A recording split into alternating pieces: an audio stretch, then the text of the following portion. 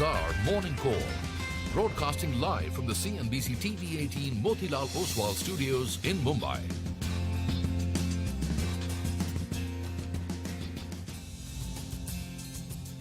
Good morning. You're with us here on a fresh new edition of Bazaar Morning Call. It's a Wednesday morning, bright and early. We are coming to you live from the CNBC-TV18 Motilal Oswal studios. And with me, as always, my colleagues Sonia and Nigel. Morning, guys. Hi, good morning. We're halfway through the week, but the bulls have not made it through to the finish line just yet, right? I mean, there are some jitters that we're facing at the top. I mean, the question is this just nervousness right at all-time highs, or is this something more, right? And I think yesterday's session kind of threw that question wide open, and I want to kind of begin with that. I'll come to the global stuff in just a bit. So markets sold off, right? And the question is, did we see just a shakeout, which is going to kind of be over in a day or two, and then kind of we resume the uptrend? It's happened before at all-time highs. Markets get, sort of flutter in the stomach, or just a little bit of nervousness, dithers, and then, a day or two later, we are back there. Or this is something larger. Many have pointed out that this could be the start of a slightly longer consolidation, maybe a sideways move. We'll find out soon enough. So the close yesterday was at the day's low, and I think this is the reason why this question is being asked a little more loudly. Yesterday, though, one has to say, this is expiry week. Yesterday was Fin Nifty's expiry. So that's the reason why the outlook, straight away gets a little muddled. There was the HDFC impact as well, although the rest of the market also sold off. So it was not just HDFC which was adding to the pressure like it was in the first half of the day. The rest of the market also came off under pressure.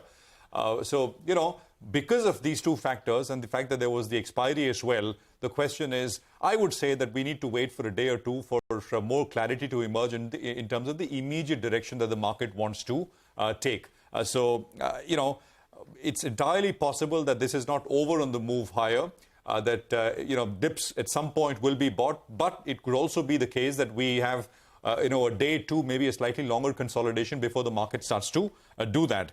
Now, technically, what has added to the confusion that the Nifty yesterday is closed below that rising channel, which we were pointing to. That level is 18,296 as of day before yesterday's close. That's moved up a little bit. But the point is, it's not a very significant kind of close below that rising channel. So I don't want to make a big deal of it to say that, well, the uptrend is over and a big downtrend is starting or anything of that sort. Give it a day or two, I would say again. The bigger support for the Nifty comes in at the 20-day moving average. That is way off. That stands at 18,026 on the way down. We are still 300 points out from that level. The banks relatively outperformed the Nifty. Bank Nifty also lost about 0.4, 0.5%. Nifty lost more. So supports for the Bank Nifty come in at 43,700. That's about 200 points out. And then the 43,570 level, which is the lower Bollinger Band. 570 is that level. So first 43,700, and then you got support sitting at about 43,570. Now we come to the global stuff, right? And it's not exactly entirely all great. So the worry so far has been imminent recession.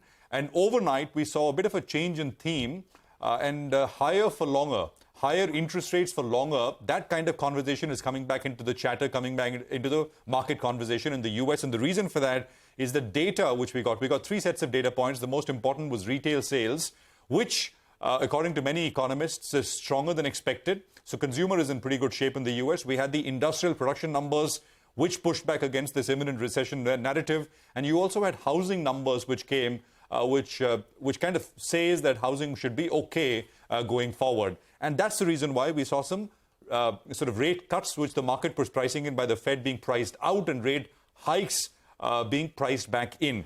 We'll talk about this in greater detail. Equities responded. The S&P was down about 0.6%. NASDAQ was down about 0.18% in terms of trade. So the handoff from Wall Street itself is not all that great. I don't think Asia is doing very much. And I think the SGX Nifty on your screen is down about 40 points. So, as I began by saying, give it a day or two, let the market price action resolve itself after what we've seen at the all-time highs over the last 2 days, and let the market tell you what it wants to do next. This is, of course, if you're trading out there, if you're investing, I think, you stay put. No point trying to time the market for a few percentage points every time. Sonia. Absolutely. It's just a matter of time that the markets will hit all-time highs. It's, kind of patience is being tested at the moment, right? But give and take everything, today is going to be a weak start. I mean, the SGX Nifty is down about 40-odd points.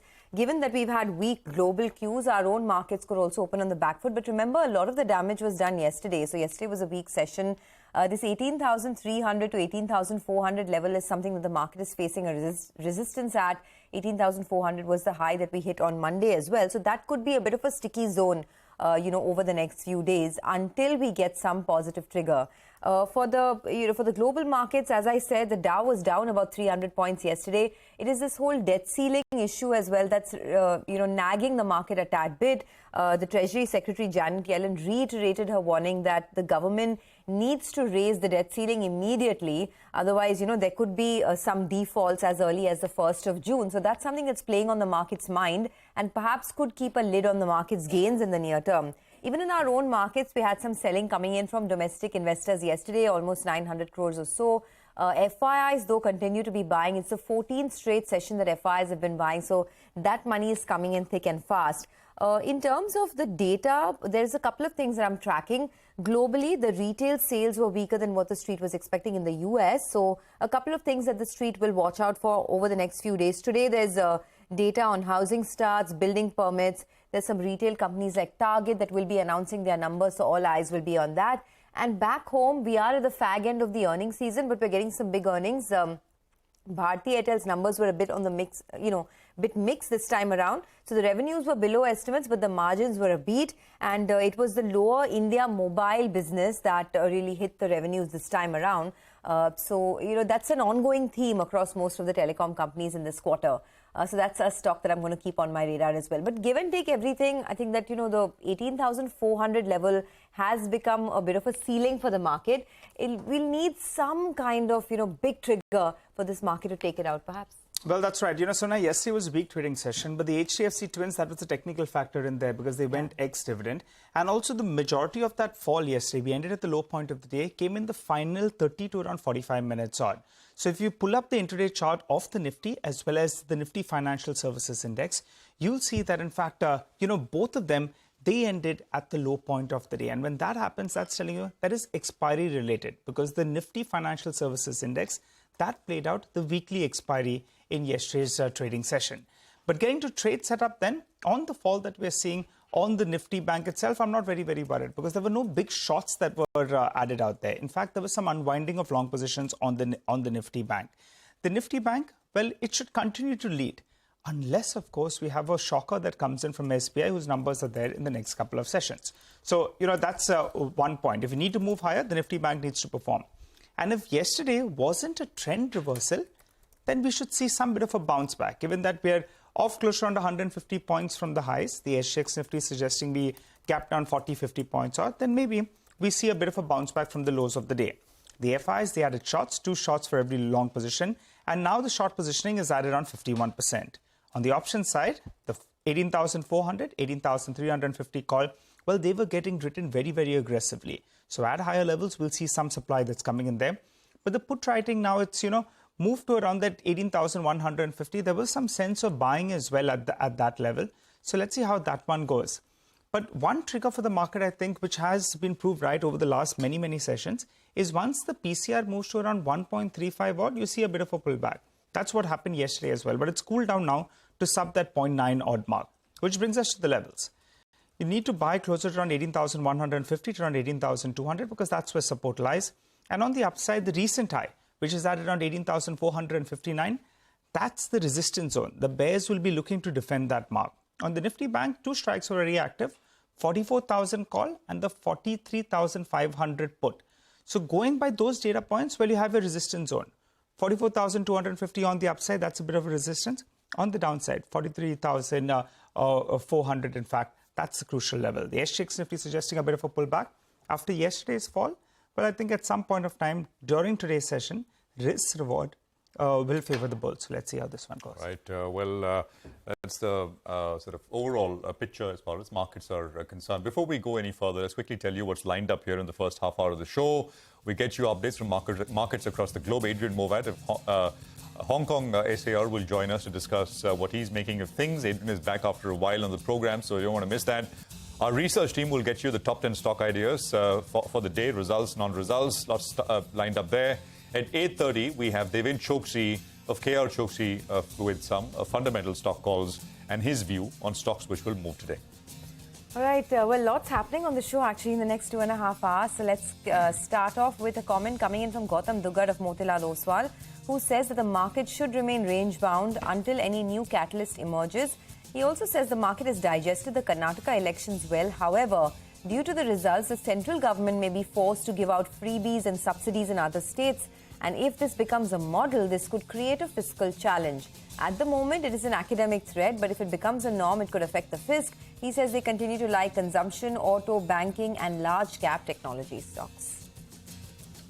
Okay, well, so that's views on equities. Let's get you some money market news as well. Kunal Sodani of Shinhan Bank says dollar index strengthened across the board, driven by higher US yields and mixed US data. He says hawkish remarks by Fed speakers lift bets for additional rate hikes and also boosted the dollar. He says keep an eye on the USD yuan approaching 7 levels.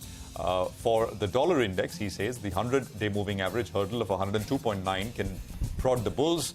For the USD INR, Kunal says 82.15 acts as a support, while 82.5 is a resistance. Okay, and on the bonds, we have Neeraj Gambhir of Axis Bank, who says the 10-year benchmark bond traded in a range of 6.96 to 7.06%. He says buying momentum remains strong on firm auction demand despite negative global cues and tight liquidity. He adds the SDL auction also saw a decent demand with the 10-year SDL cutoffs in the range of 7.33 to 7.37%. For the moment, he says Indian bond yields are relatively decoupled from global markets and are reacting to local demand-supply dynamics. He also says the market will take further cues from auction demand and expects the 10-year benchmark bond yield to trade in a range of 6.9 to 7%. Well, we have a lot of stock-specific action tracked for you. We'll be getting to that list in just a bit. But for the time being, let's run into the list at least. We're looking at BPCL, Credit Access Grameen, LIC Housing Finance, Amber Enterprises, and JK Paper. They are stocks on the back of positive news flow. While it's 50-50 today in our top 10, we have 5 stocks that could be reacting to negative news flow, namely Bharti Airtel, JSPL, Reddington, Metropolis, and V-Mart Retail.